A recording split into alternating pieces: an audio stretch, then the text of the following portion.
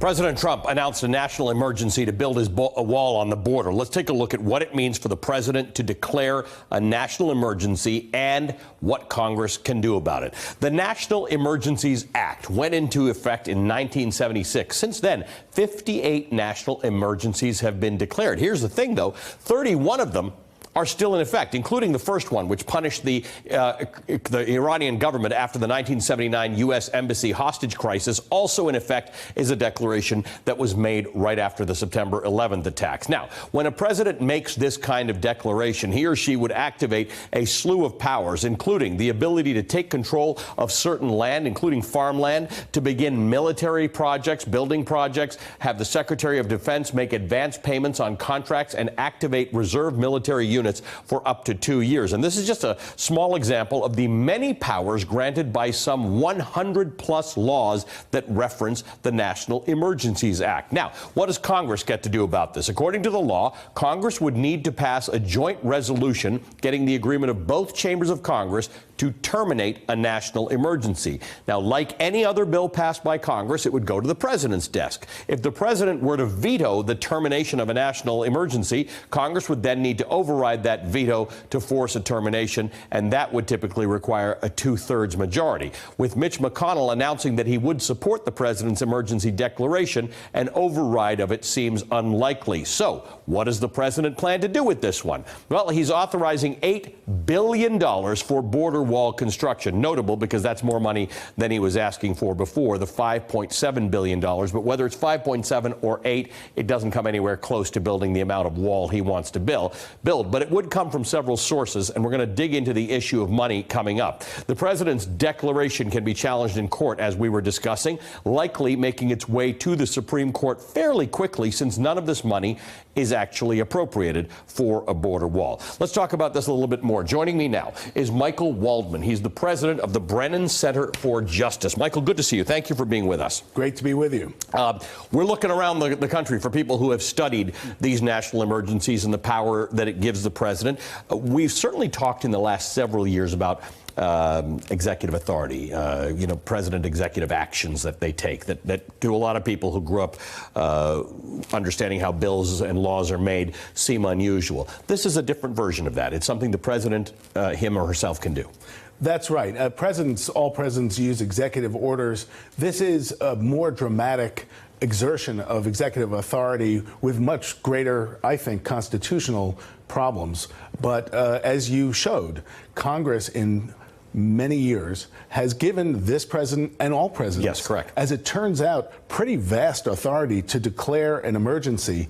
But even so, it may be that this goes too far and that the courts may find that it goes too far. The National Emergencies Act, for example, doesn't really define what an emergency is, but the emergencies that have been declared before are things like hurricanes or hostages. Things that feel like they might be an emergency. Exactly, yeah. Ann Coulter doing an unpleasant tweet about a budget deal does not actually count as an emergency. And so the question is, will the courts say, this is just too much of a pretext? You can't just, as the president, start moving money around because you don't like the way a budget negotiates. And most importantly, first of all, the Brennan Center has an article out today saying the president's declaration is an abuse of power. One of the things that Jonathan Capehart was pointing out was that in the president's declaration, or his whatever it was at the White House today, he said, "I didn't need to do this.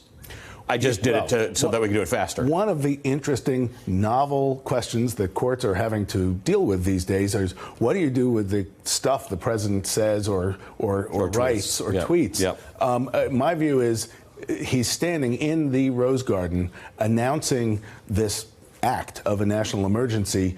It's important to take that kind of thing seriously. This is not just some guy spouting off. Right.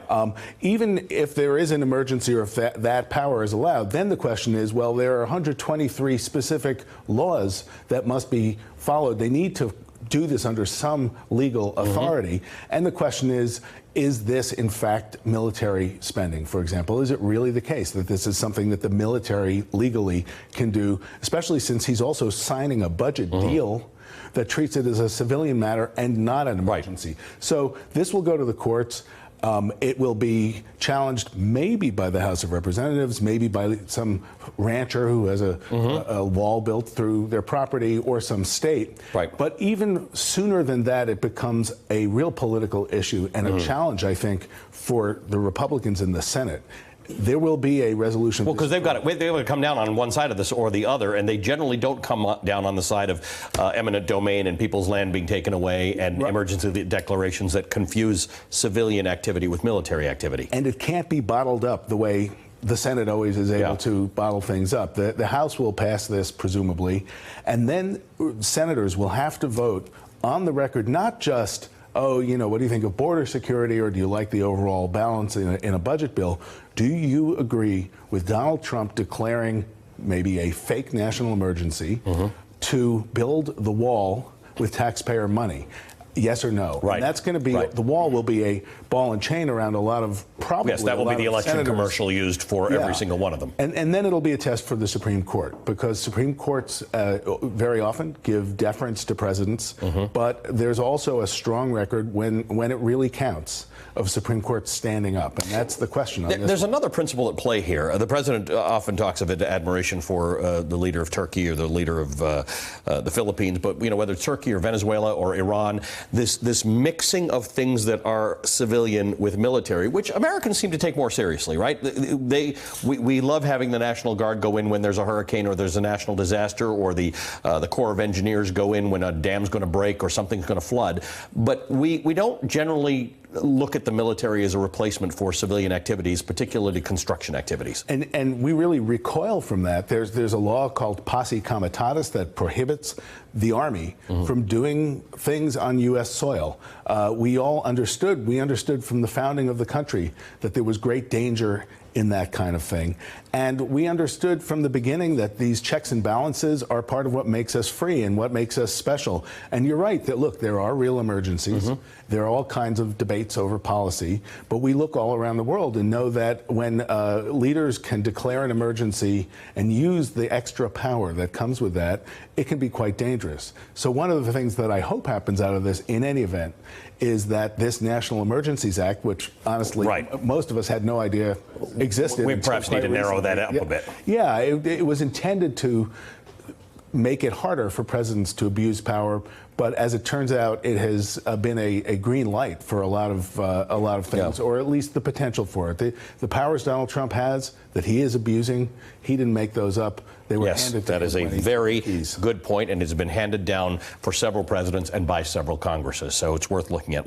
Hey, MSNBC fans, thanks for checking out our YouTube channel. Subscribe by clicking on that button down there, and click on any of the videos here to watch the latest interviews and highlights. You can get more MSNBC for free every day with our newsletters. Just visit msnbc.com/newsletters to sign up now.